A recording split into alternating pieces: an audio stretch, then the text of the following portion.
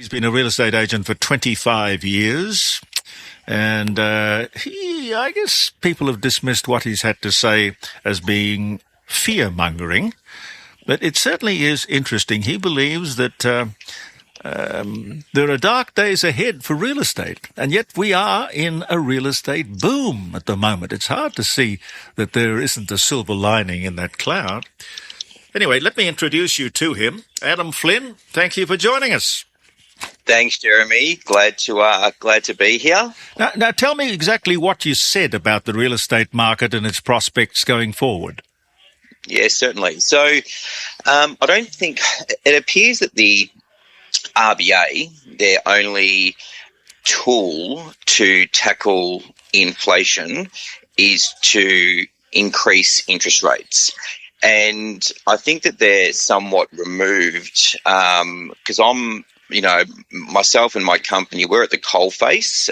So we're in people's homes and we're speaking to directors of companies. So we understand at the present point in time just how tough it is out there. And I genuinely do believe, and I haven't said this in 26 years of real estate, but I genuinely believe that if they do continue to increase rates, and there's talk of that possibly happening next month. Inflation figures came back and they weren't looking all that encouraging.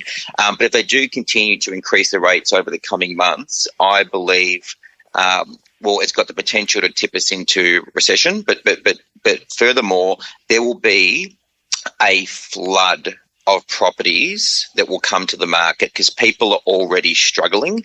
And then if that happens, if there's a flood of properties that then come to the market, the only way for one property to look more attractive than the next property is to reduce prices. Yeah.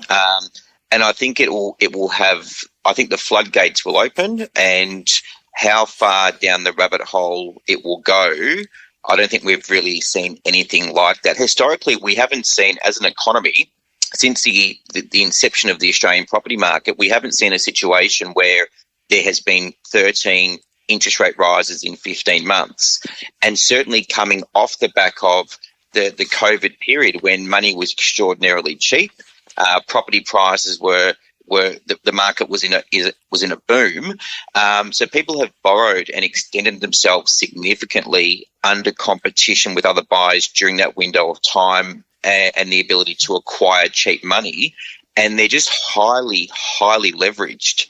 So, and once again, I think the RBA, there will be other repercussions that will domino effect if they continue to increase the rates.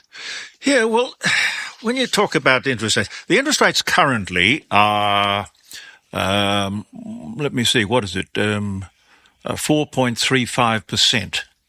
Mm-hmm. 4.35%. Now, looking at those inflation figures, not bad. I suppose it could be better, but if you were to look at it and say, well,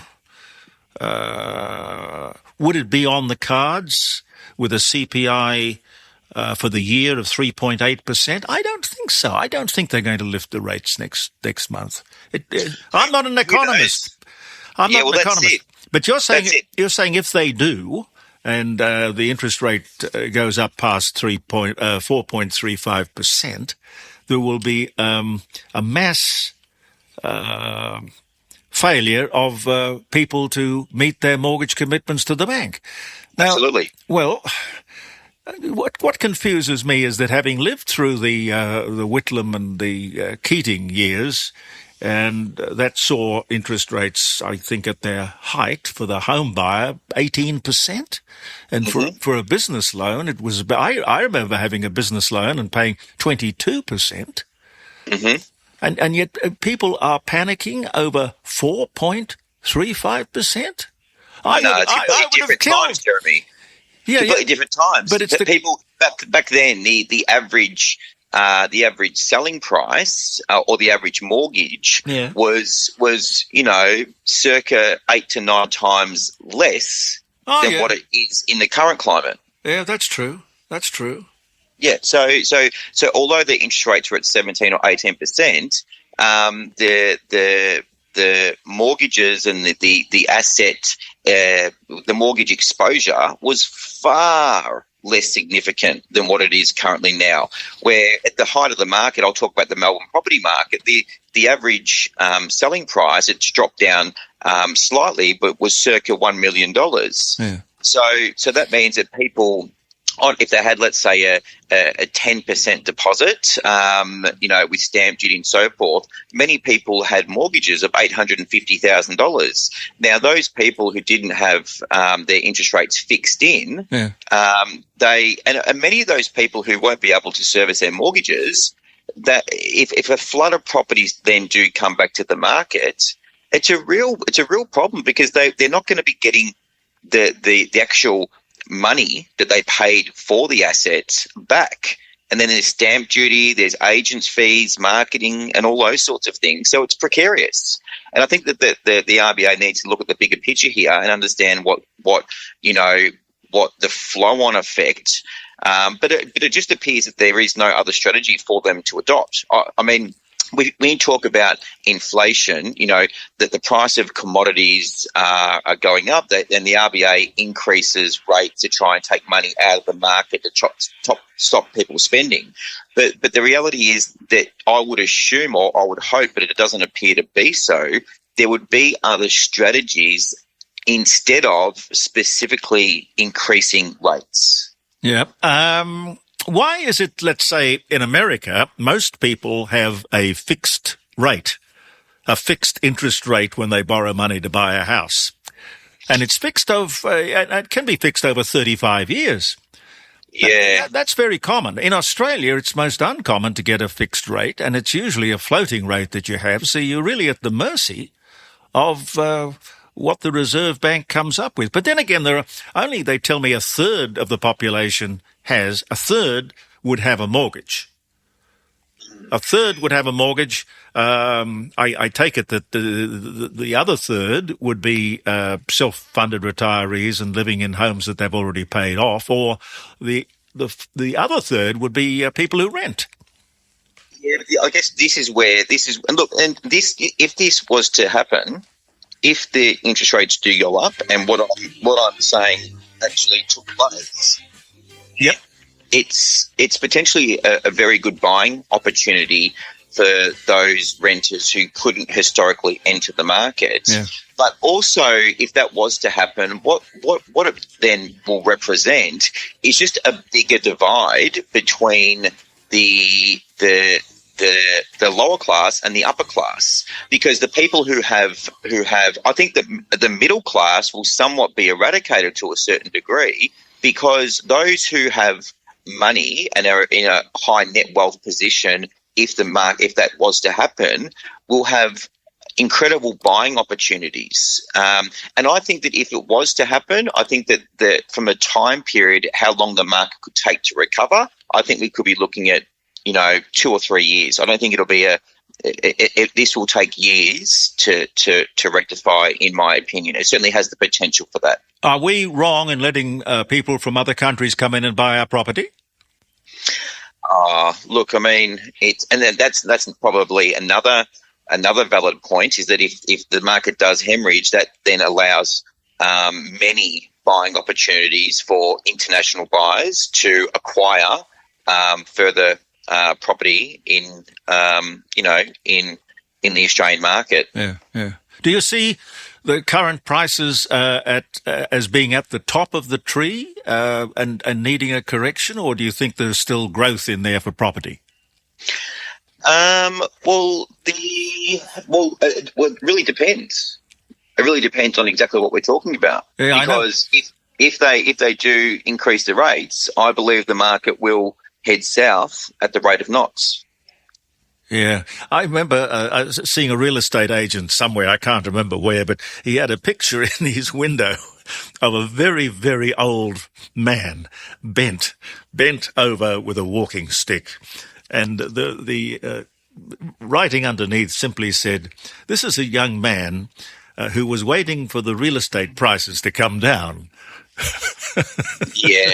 Look, I've heard, I remember years and years ago, I remember we were conducting an auction, and it was the week before the auction, and there was an open for inspection, and there would have been, I don't know, maybe 35, 40 groups at this home. And I remember I was standing at the front of the home, and a mother and her daughter came up and spoke to me. And the daughter was, having a sort of getting a feel for what was happening in the market. And she said, and this is, as I mentioned, roughly a decade ago. And she said, Dad said, I said, are you interested in the home? And she said, no, Dad said, don't buy right now because the bubble's about to burst. Okay. And then, so I've heard this many times over the years and I've historically the average, we're looking at 10% capital growth every 10 years, the asset doubles. Yep. And I've done many articles with the Daily Mail and I've been through GFC, I've been through, 9/11, I've been through all of that. Yep. And I've never said before that the market was in such a precarious position because I've never had to before. I've always had confidence that sure there'll be circumstances and there will be events that will take place, but historically the best investment on earth is earth. Now, with the current state of play, I've never said this before, but it is precarious. Because people out there are struggling as it currently stands, they're hanging on for dear life, and if they do continue to go up, I am truly confident that there will be a flood of properties, and I do believe we will head into a recession. Adam, thank you very much for talking with us. Do you mind if we make you our real estate expert? Yeah, no, absolutely. Not a worry at all. I'd love to. All right, we'll call again. Thank you. Thanks, Jeremy. Adam Flynn.